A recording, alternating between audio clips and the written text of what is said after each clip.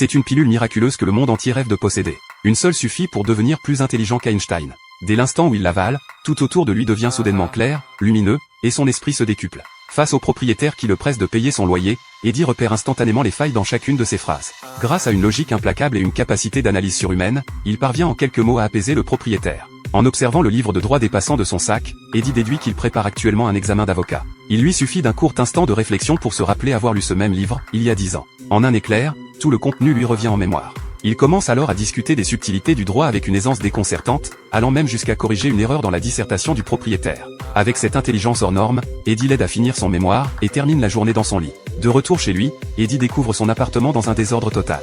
Il commence alors à nettoyer, faire la vaisselle, sortir les poubelles et réorganiser tout l'espace. Il se met à écrire un roman, et c'est ainsi que sa vie extraordinaire débute. Lui qui peinait à écrire une seule ligne en 10 jours, voit désormais ses doigts courir sur le clavier, débordant d'inspiration. Un manuscrit prévu pour être rendu en 5 mois, il en écrit la moitié en une seule nuit. Mais une fois l'effet de la pilule dissipé, il redevient ce qu'il était autrefois, un raté. Heureusement, le texte de la veille est toujours là. Il l'apporte à une maison d'édition où l'éditeur, abasourdi, le supplie de continuer. Mais comment faire sans la pilule? Eddie se rend alors chez son beau-frère, pour découvrir avec horreur que celui-ci a été assassiné. En observant la pièce en désordre, il comprend que le meurtrier était venu chercher la précieuse pilule, et qu'il est parti en urgence, sans même prendre le temps de dissimuler le corps. Eddie en déduit que la drogue est toujours là.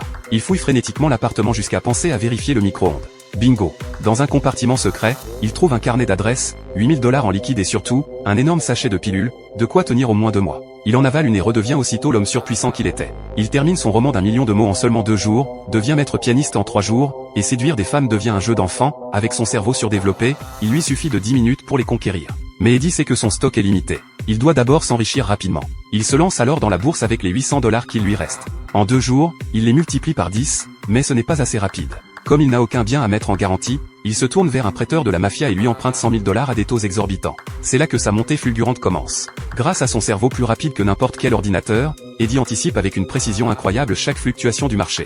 En une semaine, il amasse plus de 3 millions de $ et fait même la une du Wall Street Journal.